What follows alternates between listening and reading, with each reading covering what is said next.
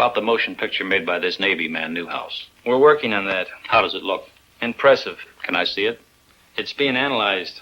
When the film is available, will I be able to take a look at it? As soon as analysis is completed, you'll see it. Satisfied? Yeah. How long will that take? About a week. We're doing an exhaustive check on the Newhouse stuff. Really putting it through the ringer. When we're through, we'll forward a print to the Director of Intelligence with a complete report of our analysis. Fill me in on Newhouse. Would you consider him a qualified observer? He rates as a top flight observer, an extremely competent one. Immediately upon getting word of his sighting, we dispatched an investigator from Travis Air Force Base to interrogate Newhouse. The exact date of his sighting was July 2nd at 11 a.m., Mountain Standard Time. I was driving on U.S. Highway 30 South with my wife and our son Delbert and our daughter Ann. We were on our way from Washington, D.C. to Portland, Oregon on vacation before reporting to my new duty station at the Aviation Supply Depot, Naval Supply Center, Oakland, California. About 7 miles after we passed through Tremonton, Utah, my wife noticed a group of objects in the sky which she could not identify. I pulled over to the side of the road, stopped, got out, looked up and saw the objects. There were about 12 of them in a rough formation proceeding in a westerly direction. They were like nothing I'd ever seen before, although I've logged some 2,000 hours in the air. They were identical in appearance. How would you describe these objects? Like two saucers, one inverted over the other. I had no means of judging the altitude. It appeared to me to be about the size of B-29s at 10,000 feet. Did you photograph them immediately? I watched the objects for a few moments before getting my camera out of the suitcase. Then I lost more time getting film out of the second suitcase and loading the camera. When I first saw the objects, they were almost overhead. By the time I had the camera ready to go, they had moved to a considerably greater distance. What kind of a camera did you use? A 16-millimeter Bell & Howell, Filmo Auto Loadmaster with the 3-lens turret. I selected a 3-inch lens and set it on f8 and focused at infinity. Did you think of using slow motion? No, the camera was set on 16 frames per second, and in the excitement of the moment, I didn't think to shoot at a greater rate, although that would have improved the coverage. I centered the viewfinder on the objects and made the first shot. Then I decided that if the sky were darker, the objects would show better. So I stopped the lens down to f16 and continued photographing. This proved to be a mistake, as the quality of the film would have been better had I left it at f8.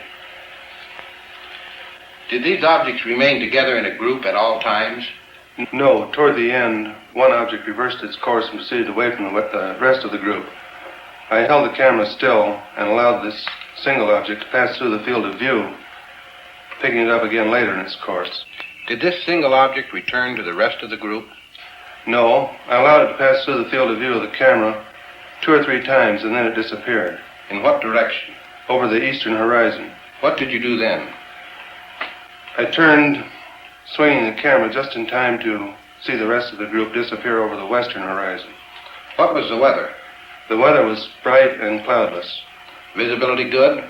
The visibility was excellent. How does this film you shot compare with what you saw with your naked eye? You have studied the film. Yes, I've studied it. I'm very disappointed. The film falls far short of showing what I saw with the naked eye, due to the delay in getting the camera started and my error in exposure. If I'd had this camera in the seat beside me, loaded and ready to go, there'd be no need for questions. The Air Force would have the answer. What is your full name, please? Delbert Clement Newhouse. And you are on active duty with the Navy? Yes, sir, I am. What is your official Navy rank? My title is Chief Photographer. I'm a commissioned warrant officer, United States Navy. How long have you been in the service? 21 years. Now, is there anything you can add to the description of these objects? They had a bright silvery color. Can you describe some particular detail? They had a metallic appearance. They seemed to be made of some kind of polished metal.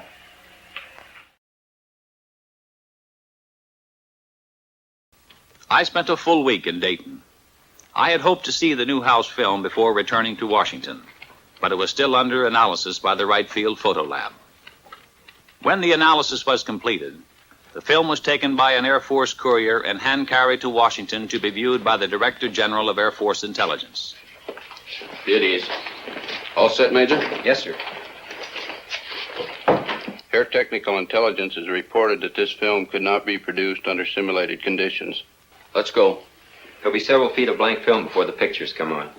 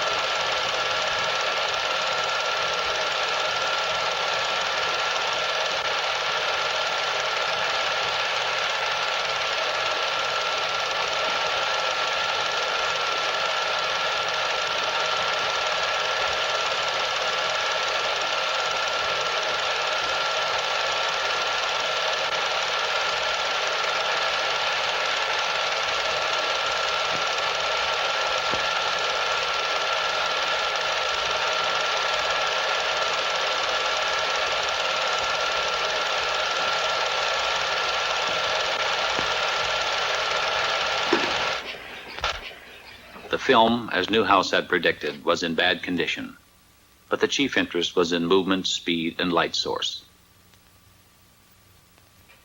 After a moment, the general asked to see it again.